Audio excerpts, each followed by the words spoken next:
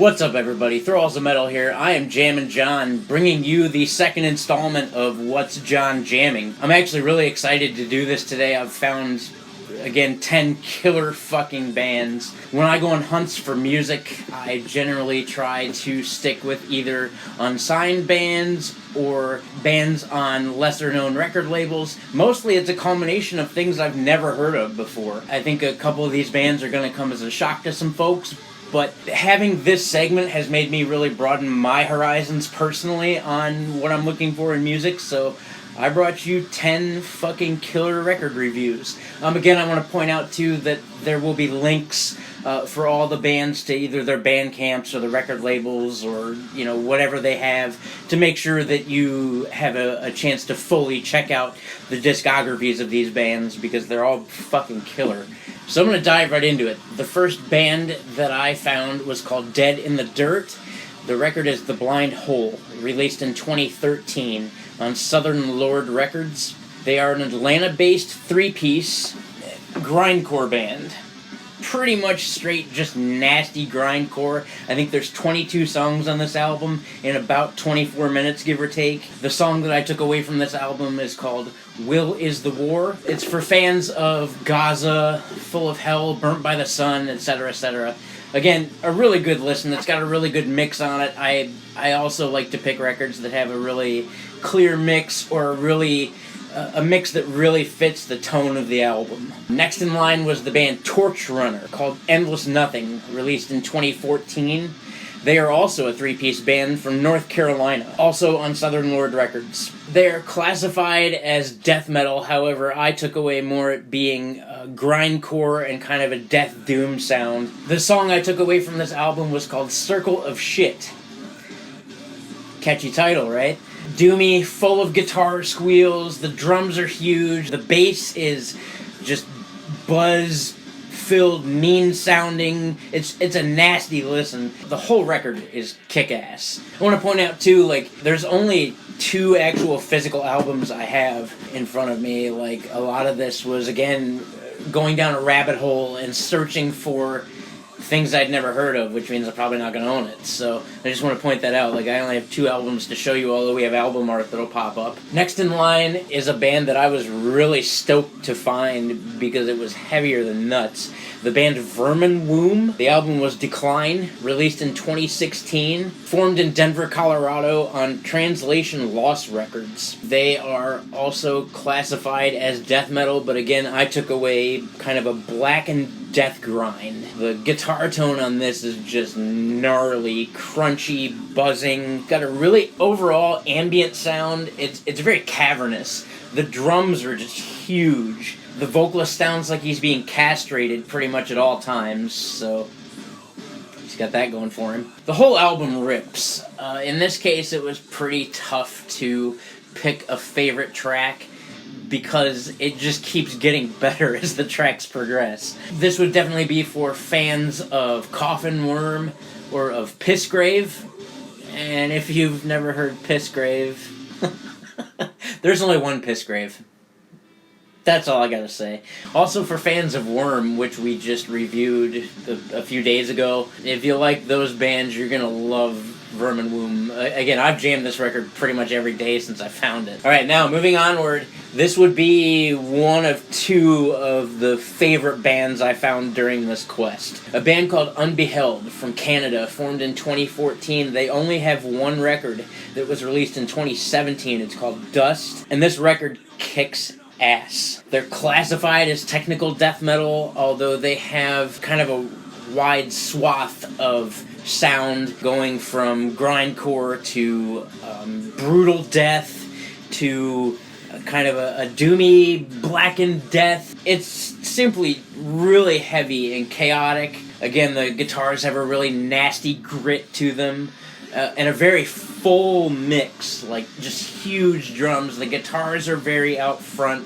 The vocalist does a lot of growls and screams, and it's very dynamic for what it is.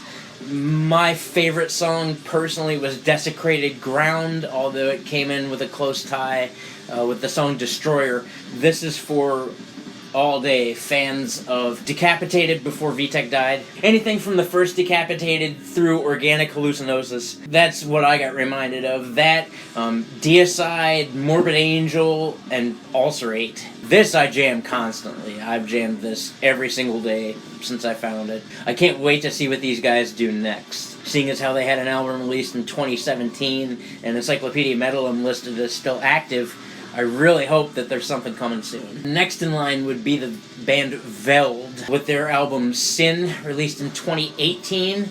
They're from Belarus/Poland. Formed in 1995, I looked in multiple places and found them to be listed on 3 different record labels as of current, which doesn't make any sense. But they were listed on Listenable Records, Lacerated Enemy Records, and Everlasting Spew Records. And this came from 3 separate places. I tried to be as thorough as I could. These guys are speedy as all get out. They're classified again as death metal. They have a little bit of tech death, a little bit of brutal death, a little bit of grind moments in them. It has a really, really good, beefy, chuggy production. The guitars are huge and beefy. They have some crunch to them. The drums are just massive, but really have a good thud to them. The bass has this really kind of cool low end on it with just a thud. The vocals are very present in the mix. My favorite song is Everlasting Hate. If I had to pick one, all of this album kicks ass. For fans definitely of Hate, Behemoth, Vader, Immolation, Nile, I could go on. If that speaks to the caliber of what this sounds like, then by all means. And then I stepped a little bit outside of the avenue of grindcore and death metal that I was into and found a band called Omega Virus with the album The Weeping Earth, released in 2015. It is a one-man band. The guy at the helm who plays guitars, and I think everything else is programmed. I read a couple things as to whether or not it was programmed or whether or not he did the actual instruments himself. It was kind of vague. Connor Reibling, brother, if I butchered your name, I'm horribly sorry because your music kicks ass. It's instrumental, it's gent. But it's all the good things about instrumental gent, in my opinion. You know, down-tuned guitars, ambience, dissonance, pummeling riffs. It sounds very well produced. What I took away from it, because I didn't like who they had as similar artists, so I compared it to when I first got into gent. So bands like Viljarda, Keith Marrow, Chimp Spanner, and all their solo shit. That's what it reminded me of. And as it's instrumental, you know, I mean, how do you really pick a song? Although I took away Golden Calf and then the title track, This Weeping Earth. Those were, in my opinion, probably the most dynamic amongst instrumental gent. So I definitely dug this. I work with a bunch of dudes that are also into gent music, so kind of took this to placate to their listening, but it ended up being a favorite of mine, so cool. I'm really stoked to get into the next 2 bands, one of which I have the physical copy for. Kind of went on a death doom hunt a few weeks ago and just pulled out of the depths 2 bands that I am upset to say that I've never heard of, but I've been through what they have, and I'm really fucking stoked. The first one would be Krypts, with their latest release, Cadaver Circulation, released in 2019. This is their 3rd full-length. Formed in 2008 from Finland, Helsinki, on Dark Descent Records. Again, they classified this as death metal, but the overwhelming doom in this album is disgusting.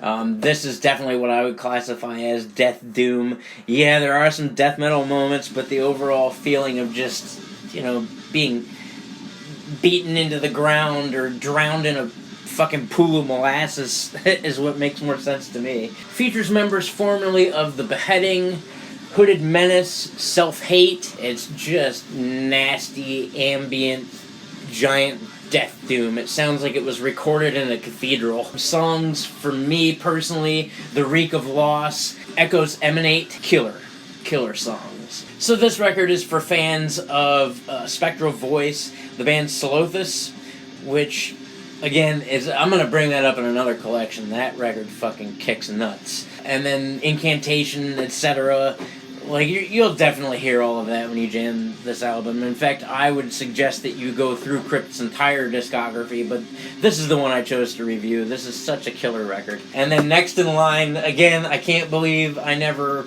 knew who these guys were, because this stuck with me, and stuck with me, and stuck with me. Disma, Towards the Megalith, released in 2011. This was, unfortunately, their only release, which sucks because they should have released more.